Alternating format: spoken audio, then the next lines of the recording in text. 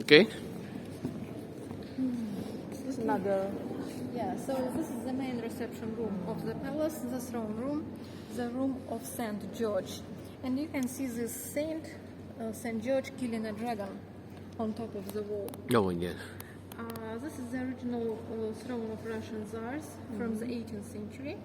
But during the Soviet period, when the former palace already became a museum, it was taken away from the room. And the central area, where you can see a double-headed eagle, was occupied by a map of USSR that was made of semi-precious stones.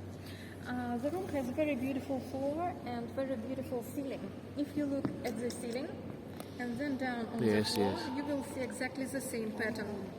There is just one difference. At the entrances to the room, you can see double-headed eagles, the national symbol of Russia, but there is no eagle on the floor because it is impolite to walk on the official symbol. Yeah. Sculpture, not painting. No, it is gilded. It's gilded decoration. Yeah, gilded bronze actually. This is original always. Yes, it's original. Original. They make restoration from time to time, but it is original.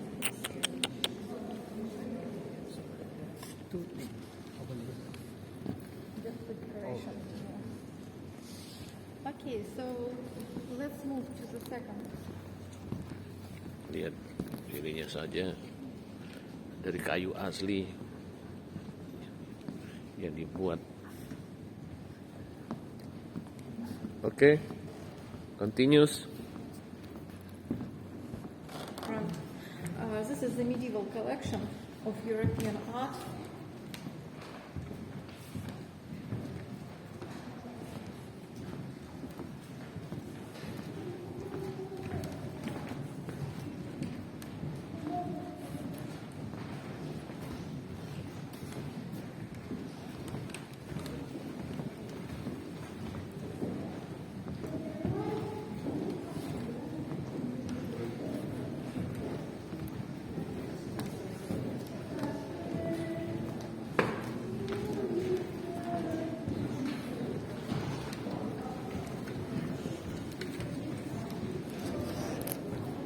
Okay. So this is the pavilion hall, one of the most famous rooms of the small Hermitage.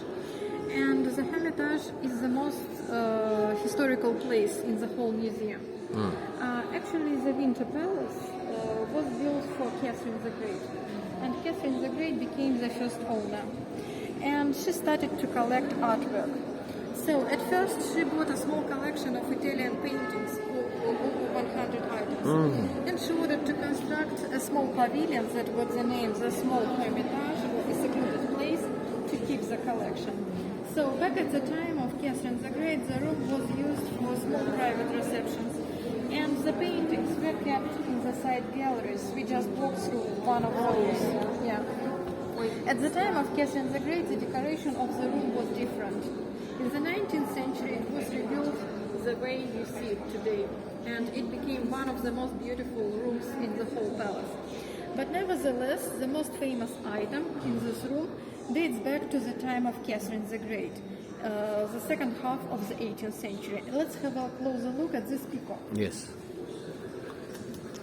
So, any ideas? What is the practical purpose of the peacock? Yes. How did they use it? Any ideas? It's mechanical. It's mechanical clock. Oh. Actually, at the time of Catherine the Great, every hour the peacock would open its tail. Oh, yes. The rooster on the right started to shout, and the owl was turning its head from one side to another. And if you look at the bottom, you can see a big red mushroom. Yes. The mushroom is the dial of the clock. Oh, yes. And the dragonfly on top of it that is slowly turning around is the second hand of the clock. The clock was created in Great Britain by British master James Cox, and it was purchased by a favorite, a friend of Catherine the Great, Prince Potemkin. So even today it is still functioning. So it is an Italian. No, nowadays only once a day in the evening, a special man comes and the peacock functions. But at the time of Catherine the Great, it would open its tail every hour. So it is an Italian. English. English. Englishman.